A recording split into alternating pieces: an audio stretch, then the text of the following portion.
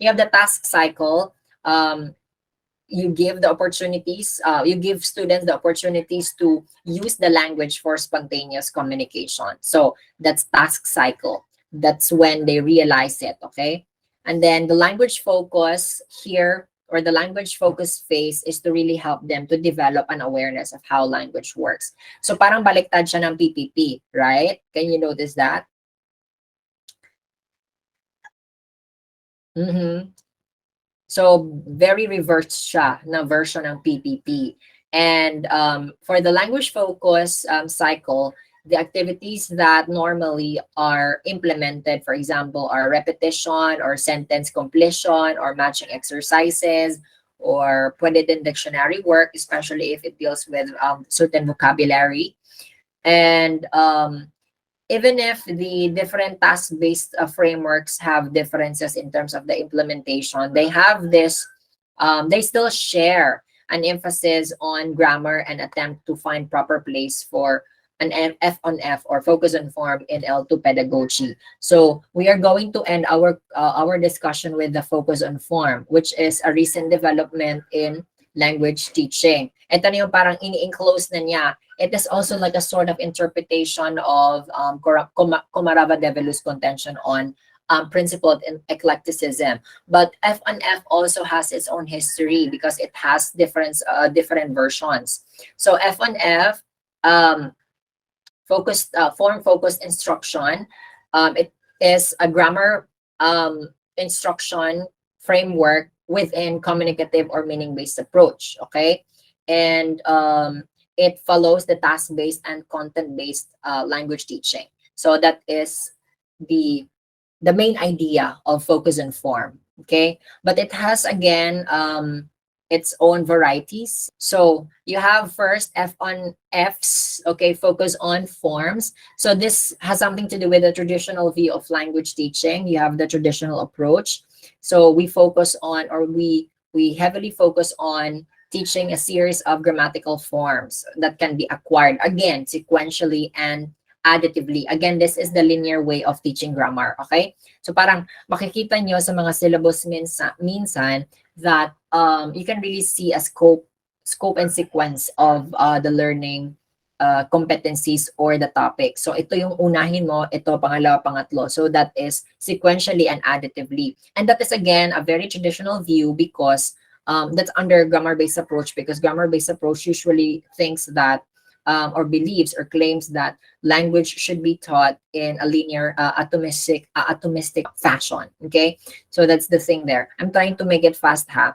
Focus on meaning is another version, okay? Meaning-based siya, and it pays no attention to form. So exclusively on meaning. So it has something to do with content-based siya, pero there is no attention to form, okay? And it holds that learners analyze inductively and arrive at its underlying grammar. It heavily focuses on meaning, no attention to form. So that's F on Fs, and then focus on meaning. And you have here the best version of F on F that's focused on form, and it is viewed as the more effective because it is learner-centered and it represents learners' internal syllabus. When you say it represents learners' internal syllabus, meaning to say when it happens, or if there is a certain language problem or language error, the learner, sorry. Okay. When there is a certain language problem, the students will attend to it. And with focus and form, the students will be more proactive when it comes to paying attention to the utterance and how the language is being used by the sender of a message. Okay. So that is focus and form, because again, it teaches grammar rules within meaningful or communicative context. Okay, this is again striking a balance already from and between different or various teaching orientations when it comes to grammar. Okay, and here the attention to linguistic forms in the context of meaningful communication. And the current view about focus and form is that it provides ample opportunities for meaningful and form focused instruction, and also range of opportunities for L to input, output, interaction, and practice. So it's going to be that cycle. The students receive input. The input could be in the form of instruction during a test. Pwede yan siya. That's an input pa din because that's what they process and answer and or solve. Okay. And then the students are given the opportunity to express. Okay. That's output. Okay. Interaction, contribute in meaningful conversations, and of course practice. They're exposed to different exercises that will really help them to maximize and be creative in using the target language. Okay, so I'm going to share with you what Long believes. Okay, Long is also, we have Long, McCarthy, also Doughty. Okay, they are partners in English language teaching books, okay, in writing books. Okay, so F on F overtly draws attention to linguistic elements as they arise incidentally in lessons whose overriding focus is on meaning communication or communication. Okay, he also noted that a syllabus which with a focus on form teaches something else, like for example, biology, mathematics. This is content-based already, huh? Okay, workshop, practice, automobile repair, the geography of the country where foreign language is spoken, the cultures of its speakers, and so on. And with the other trends in English language teaching, we can also make use of content that will help them to become more responsible citizens of the world. Okay, so that's the trend now in English language teaching, especially in grammar. Kasi in grammar instruction, you make use of texts as a starting point or springboard for language learning. And also, we have here Doughty and Williams. Their conceptualization of focus and form is that it can occur both reactively by responding to errors and proactively by addressing possible target language problems before they occur, and that both are reasonable and effective depending on the classroom context. Okay, so you have there reactively and proactively. So with focus and form procedures, the students will be more reactive and proactive in responding to errors and by addressing the language problems because they're well aware. Okay, and this can be done again through the use of the three-dimensional grammar framework because they will be able to analyze the context, okay, which one is more appropriate, which is not, aside from learning the form and the meaning of the form. Okay, so you know that. And for Ellis naman, he has a broad concept of focus and form, meaning to say it can be done as planned or incidental. Okay, planned focus and form involves drawing attention to pre-selected forms. So when you say pre-selected forms, meaning you already have a structure in mind to teach during that day. Okay, as for incidental focus and form, on the other hand, it involves no pre-selection of forms.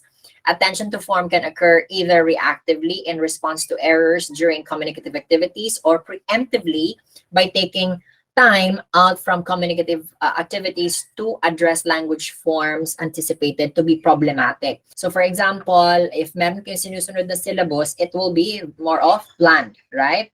It will be more of planned. Yung incidental, it's like you have the freedom to do whatever you want or whatever you teach during the day. So for example, if yung activity or task mo, carrying out the task-based instruction, you start with an activity and then the language focus will be identified if there is a problematic utterance. Do you get what I mean? So there is no pre-selected form to teach or to begin with. So that's incidental, is that the goal for F1F is that you ask your students to communicate. If there is a language problem in relation to a certain form, kunwari hindi siya marunong gumamit ng infinitive or hindi siya marunong gumamit ng third person singular na S, kung the topic is, or the target there is the students should know when to use the morpheme S. For example, she eats apple. Okay, she eat apple. They eat apple. She eats apple. So you can start with an activity lang. Okay, I have an apple here. Describe this one or say something about this. Pag meron silang language problem, yun ang ina-address during the classroom activity, okay, or during the instruction. So there is no pre-selected item, okay? But in DepEd, you can do that really. You start with a pre-selected item, so it's more of planned, okay? Pero still, it should be realized or should be taught in a very communicative way, kahit planned siya, okay? So, yeah, that's it. And the key points to remember is that focus on grammar can be integrated with a focus on communication. Okay, focus on grammar can be integrated with the focus on communication, which is now the F1F, or focus on form methodology or approach. And then selection of teaching method or approach to teach grammar should be aligned with how learners learn the language, and of course certain theoretical underpinnings, okay, like how the language works, should the language be taught to second or foreign languages. Those are the guiding principles for us in selecting the teaching method or approach, and the decision should be informed by findings of research. So ang dami mong kailangang basahin or take into account before really deciding as to what activity that you will be doing. Like me, when I do activities, for example, I've taught in a language center,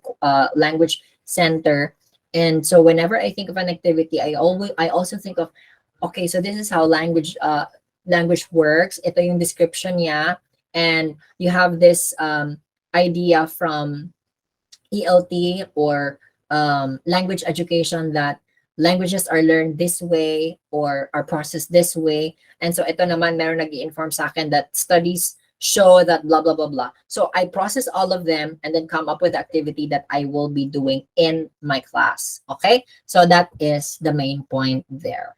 Okay, so that's the end of our session. Medyo naputo lang talaga. Okay?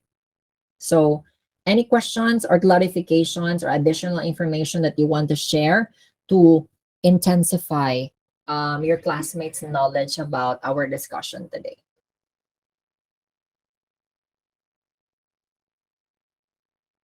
Okay, I just hope that it's very clear to you na, and it really pays a lot when you know the different orientations that certain advocates are coming from.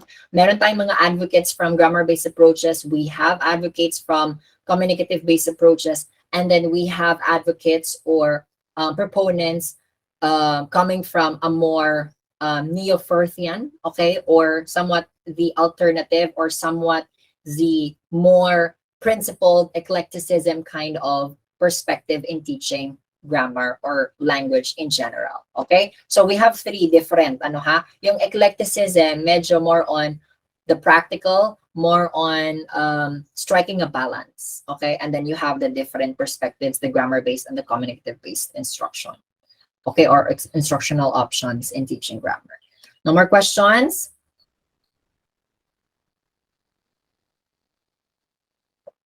Yes, Villanueva. Miss, I'd like to clarify the point or the broad concepts posited by Elise, the planned and the incidental focus on forms. I'd like to ask Miss that if the incidental focus on forms happen, will that defeat or won't that defeat the purpose of focus on form, given that we are in the 3D diagram framework, though it's separate, but we are aiming to teach at least one or at most two grammar or linguistic points or items to our students. And if we keep on welcoming sudden or unanticipated forms or errors committed by our students, will that defeat the purpose of focus on forms, Miss, since we are only focusing on a form and we are catering also other forms committed by the student at the same time? Okay. Actually, it will not really it's not more of defeating the purpose, but it's actually the idea that the three-dimensional framework more applies to the planned. Okay, the plan, focus, and form, because you have to plan what are for example, the meanings of a certain form.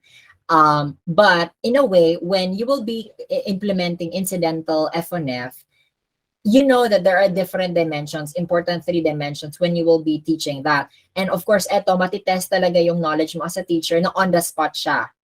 Okay? Do you get what I mean? Kasi for example, But this time, it's not in a way that's very detailed because diba, there's this principle as we discussed that you don't really have to teach everything to your students. You will have to determine what the students already know about the language or the structure, and then you zero in. You start nurturing their knowledge, okay, through activities that will help them really master or gain control of the structure. So again, the three-dimensional grammar framework is more applicable to planned, okay, planned F on F, because you will have to think of the meanings, you have to think of the form, the actual form, the different underlying rules, for example, under morphology, under phonology, na kailangan mong ituro ang form na yan, okay? And then you also have the pragmatic use. In the incidental, it's more of very communicative, but there is still the focus of, or there is this attention to grammar, okay? Na you will have to give explanations about the form. Bakit siya dapat i-correct that way? Okay? So it will be more of a generic explanation, but you have to be ready of the technical aspect of that particular form, okay? So yun yung difference ng incidental at saka planned when you will be somehow taking into account the three-dimensional framework. So I think what you will prefer is the planned, focus, and form. Diba? Okay, is it now clarified, Villanueva? Yes, Miss. Thank you, Miss. Okay. Any other questions?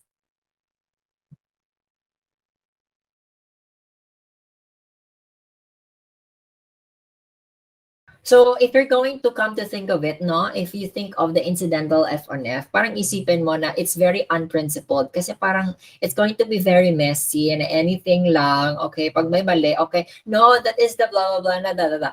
Well, pero that is what the scholars are suggesting. So I think it works with language centers or programs that they can just teach anything. To, especially yung ako, when I handled Chinese students, na yung first na atake ko was very, explicit instruction of the rules.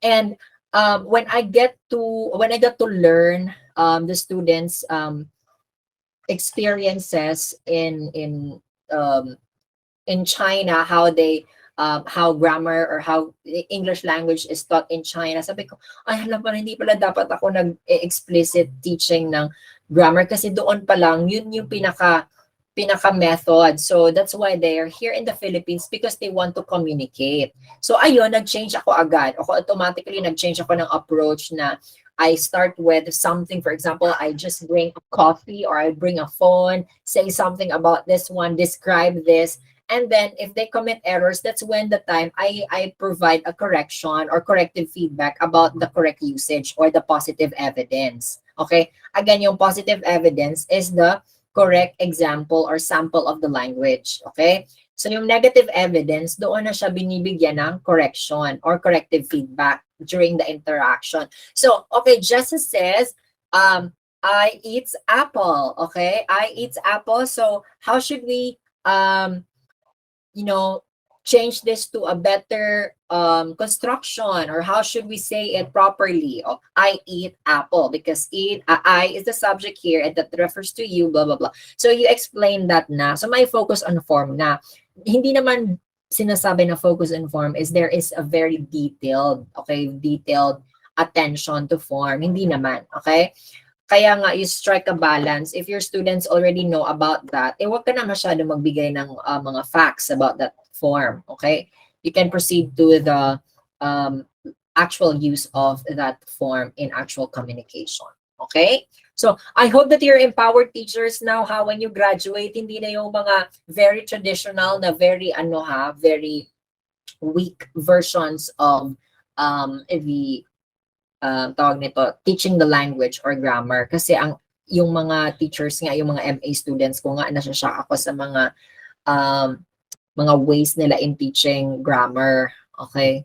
Although meron din naman sila mga own ways, kasi there is this what we call teacher cognition. Okay? Teacher cognition, that's Borg, according to Borg 2006, that the teacher has their own theory of how to really approach teaching the best way to approach teaching. So for example, for me, ito yung way ko, okay, na my students will learn better. So that is your own theory about language learning. Pero they also, the scholars would say na that is really a phenomenon, or that's acceptable idea, that because we have this teacher cognition, it's a way of, making reflective teaching or conducting reflective teaching. Now you process your own teaching, what happened or transpired there. It will inform you, na I should do better. I should do this instead of this. I should blah, blah, blah. Okay, which probably not really informed by the principles in English language teaching. Okay, so you can do that, but again, there is this need to know what are the different principles of language teaching per se, because that will help you evaluate whether you really did well or not. Okay, so bali yun yung mga starting points mo. Okay, so yes, that's the end of our discussion. You're ready for the midterm examination. So the midterm examination for the three-dimensional grammar framework, as for the topics, I will just be announcing that probably next week, Wednesday, pag naka-finalize na ako ng written exam. Okay, Wednesday at the latest. So I will just be announcing the generic, okay, or the broad topics. For example, I say models. So mag-review na kayo anything about models, okay? And then baka the thing there is pipili na lang kayo ng model na medyo exposed kayo, okay? Or mas may alam kayo to teach, or that the linguistic explanations in relation to that specific model, okay? Mga ganun lang. Okay?